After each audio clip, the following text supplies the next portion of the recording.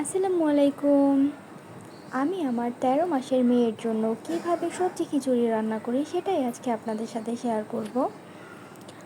ওর খিচুড়ির জন্য আমি নিয়েছি মিষ্টি কুমড়া, লাউ, আলু, পুঁই শাক, চাল, ডাল আর অল্প কিছু পেঁয়াজ, রসুন, কয়েকটা গোলমরিচ। প্রথমে আমি কড়াইতে অল্প তেলের মধ্যে পেঁয়াজ রসুনটা দিয়ে সামান্য ভেজে নেব। ভাজা পেঁয়াজ রসুনের মধ্যে এখন আমি দেব লবণ, হলুদ দিয়ে আবার কিছুক্ষণ ভেজে নেব। ভাজা হয়ে গেলে এর মধ্যে আমি সবজিটা দিয়ে দেব।